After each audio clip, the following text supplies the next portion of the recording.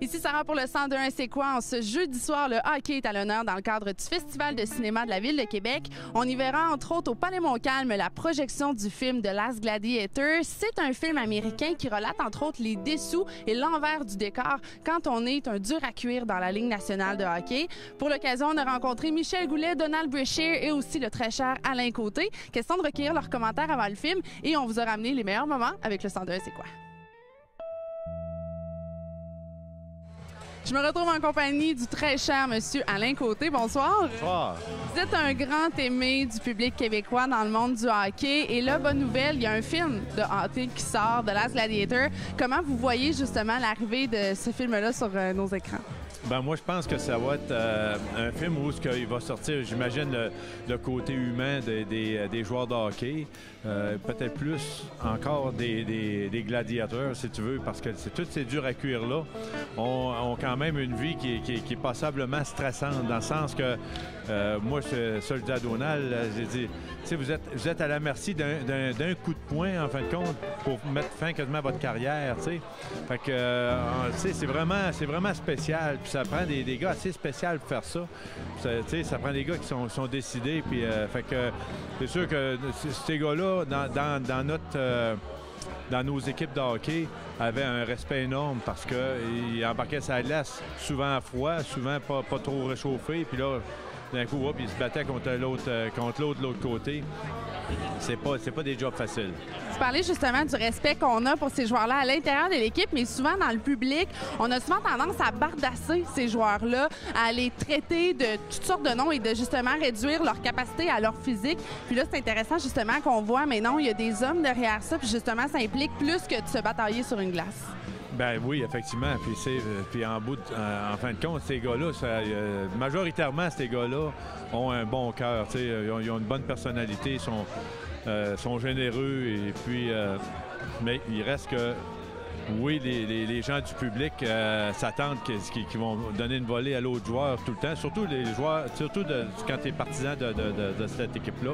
Puis s'ils se font renverser, tout ça, ben là, ils ont mangé une volée, tu sais. Fait que c'est tout ou rien. C'est tout ou rien, en fin de compte. Fait que c'est pour ça que moi, ils ont tout le respect que je peux leur donner. Puis honnêtement, là, mais effectivement, ils ont à être connus.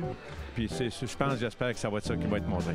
Dans le film aussi, je crois qu'on voit l'envers du décor. On parle entre autres de l'univers de la drogue, de justement qu'est-ce que ça peut faire dans nos familles, dans notre estime personnelle. C'est des choses que souvent, en tant que partisan, on pense pas nécessairement que le rôle, oui, c'est une chose, mais qu'il peut avoir des effets négatifs justement à ça.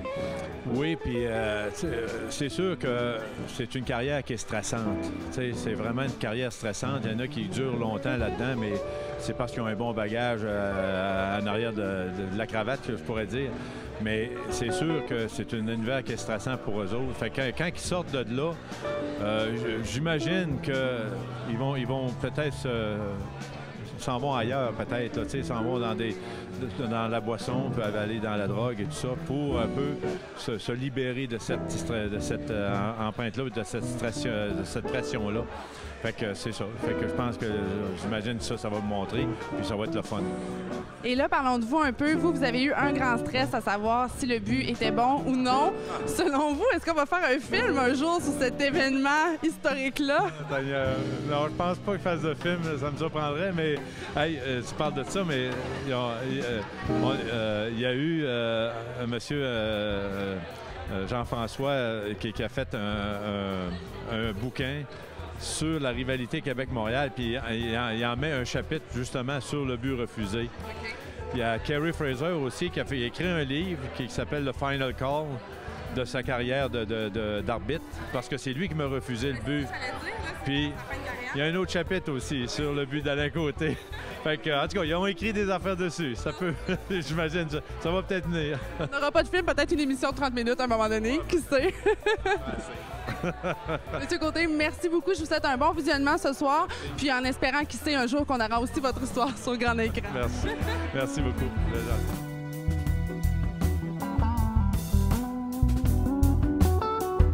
On est à quelques instants de la présentation du film The Last Gladiator et je me retrouve avec Donald Brashear. Bonsoir. Bonsoir. Comment ça va? Ça va bien. C'est soir de grande première. Ce soir, on va voir la première québécoise du film The Last Gladiator. Vous, en tant que joueur de hockey, là, on assiste à un vrai film de hockey. À quoi qu'on peut s'attendre? Moi, c'est d'après le nom là, de Last Gladiator. J'espère que je ne serai pas le dernier, là, mais c'est probablement un petit peu la vie, j'imagine, de ces joueurs-là, les joueurs qu'on appelle les durs à cuire, là, puis voir un peu comment ça se passe, puis c'est quoi, peut-être comment ça se passe dans la chambre, comment ça se passe dans leur tête, toutes ces choses-là. On parle entre autres de la vie de Chris Nilan et je pense qu'on parle un peu, oui, sur la glace, mais un peu l'envers du décor aussi. Qu'est-ce que ça peut apporter justement d'être un dur à cuire sur la glace? Vous, de votre côté, comment justement vous avez vécu ce en dehors de la glace-là en tant que dur professionnel? Bien, je ne dirais pas que c'est si difficile que ça. C'est sûr qu'on a toujours une image un peu de dur à cuire, ce qui, des fois, peut ne pas faciliter la tâche. Là. On est souvent, là, on se fait bousculer par des personnes qui, tu sais, on devrait peut-être pas, mais écoute, c'est des bonnes choses et des mauvaises choses, mais à la fin de tout, là, c'est positif. Quand même, c'est inspirant qu'un grand producteur américain fasse un film justement sur cette facette du hockey-là, parce qu'il faut dire, c'est pas la facette qu'on a tendance nécessairement à mettre au grand jour dans le commun des temps. Oui, mais c'est une chose que j'aime parce que on est souvent vu d'une manière, puis quand on est vu de cette manière-là, ça porte à croire plein de choses, mais je pense que ça va être une bonne chose pour plusieurs de pouvoir voir ce que c'est vraiment là, la vie d'un joueur de hockey comme ça. On va apprendre à voir votre côté tendre de dur à cuire. Oui, c'est à peu près ça.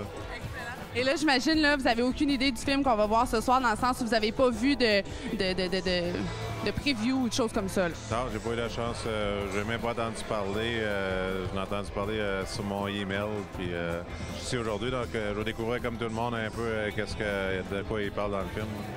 Alors, on vous souhaite une bonne découverte un peu à travers vous-même de ce film-là. Je vous souhaite un bon visionnement. Merci.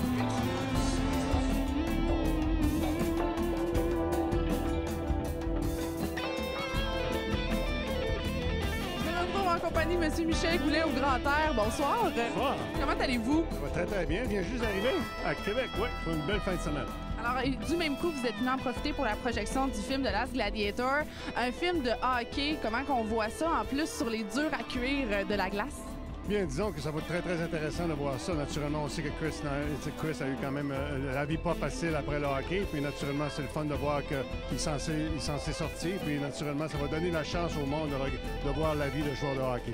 Justement, je pense que ça va pouvoir nous permettre de voir l'envers du décor. Parce que souvent, comme on disait, entre autres avec M. Côté, on a tendance à jeter le clou facilement sur les durs à cuire puis de dire, bien, s'il se bat pas, c'est pas correct. S'il se bat, tu sais, on a tendance à avoir des préjugés faciles avec eux. Aucun doute, parce que naturellement, aujourd'hui, c'est un petit peu moins intensif que ça l'était dans le temps, peut-être. Mais il reste que c'est très, très difficile parce que, naturellement, il y a toujours des hommes plus forts que toi. Il y a toujours un que tu vas rencontrer que c'est naturellement que tu peux te faire battre. Et puis, naturellement, tu sais jamais les conséquences qui peuvent arriver après ça. Et puis, on sait qu'il y a beaucoup de joueurs, avec l'été qui vient de passer, il y a beaucoup de joueurs qui étaient dans le trouble. Et puis, c'est important de garder l'œil là-dessus. Et vous, justement, comment vous voyez évoluer le hockey et le monde des durs à cuire avec votre carrière derrière vous et en voyant tout ça évoluer? Bien, disons qu'aujourd'hui, le hockey est beaucoup plus sain et beaucoup plus propre. Et puis, naturellement, ça reste que c'est quand même une vie très, très difficile d'être un dur à cuire dans la Ligue nationale. Mais il reste que je pourrais dire que c'est le fun de voir que c'est un peu plus propre. Le hockey est un peu plus propre et plus sain. Et puis, je pense que c'est important de voir ça aussi. Dans votre jeune temps, est-ce que vous auriez aimé, vous aussi, être un dur à cuire de la glace?